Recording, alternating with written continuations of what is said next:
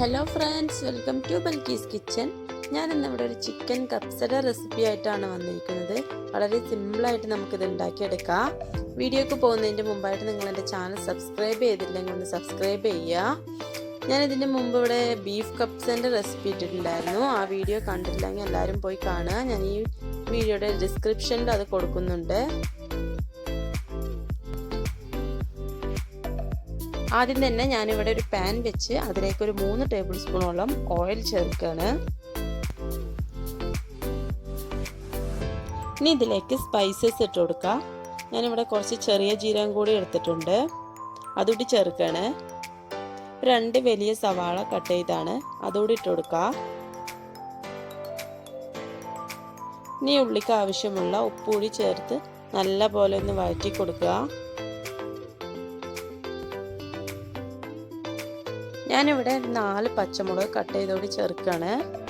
എരിവ് നിങ്ങളുടെ ഇഷ്ടത്തിനനുസരിച്ച് ചേർക്കുക. ഉള്ളി ഒന്ന് നല്ലപോലെ വഴറ്റിയെടുക്കുക.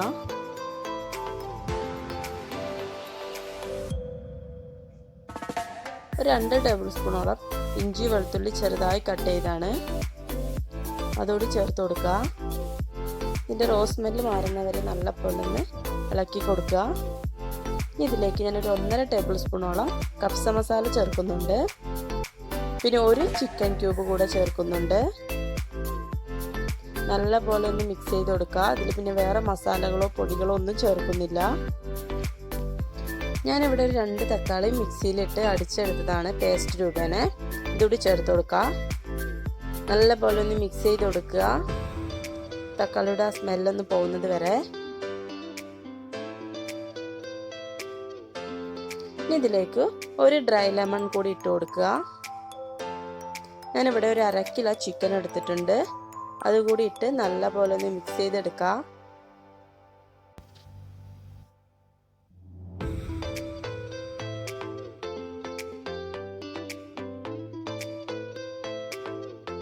ചിക്കൻ ഒന്ന് വെന്ത് വരുമ്പോൾ ഇതിലേക്ക് ആവശ്യമുള്ള വെള്ളം കൂടി ചേർക്കുക. ഞാനിവിടെ 2.5 ഗ്ലാസ് അരിയാണ് എടുത്തിരിക്കുന്നത്. ഞാൻ 4.5 ഗ്ലാസ് വെള്ളമാണ് എടുത്തിരിക്കുന്നത്. ഇതിലേക്ക് ആവശ്യത്തിനുള്ള ഉപ്പ് കൂടി ഇട്ട് കൊടുക്കുക. പിന്നെ കുറച്ച് മല്ലിയില കൂടി ഞാൻ ഇട്ട് കൊടുക്കുന്നുണ്ട്. നല്ല പോലെ തിളച്ച് വരണം.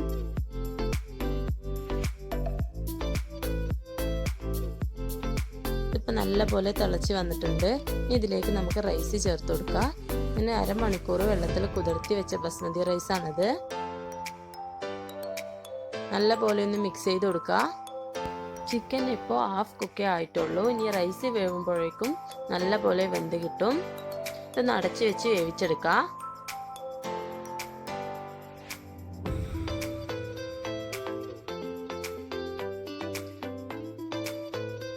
ഇപ്പോൾ വെള്ളമൊക്കെ ഒന്ന് വറ്റി വന്നിട്ടുണ്ട്. ഇനി കുറച്ചും കൂടി വെള്ളമുണ്ട്. ഇതൊന്ന് ലോ ഫ്ലെയിമിലിട്ട് ഒന്നുകൂടി ഒന്ന് വറ്റിച്ചെടുക്കുക ഈ വെള്ളം.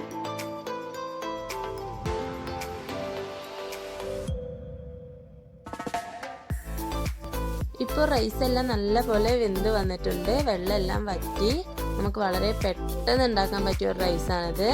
കപ്സ ബിരിയാണി ഉണ്ടാക്കുന്ന പോലെ അത്ര ഇൻഗ്രീഡിയൻസിൻ്റെ ആവശ്യമില്ല, ടൈമും എടുക്കില്ല, പെട്ടെന്ന് ഉണ്ടാക്കിയെടുക്കാൻ പറ്റുന്നത്. എല്ലാവരും ഇതൊന്ന് ട്രൈ ചെയ്ത് നോക്കുക. ഇതിലേക്ക് കുറച്ച് നെയ്യ് കൂടി ചേർത്ത് കൊടുക്കുക. കുറച്ച് മല്ലിയില കൂടി മുകളിൽ ഇട്ട് കൊടുക്കുക.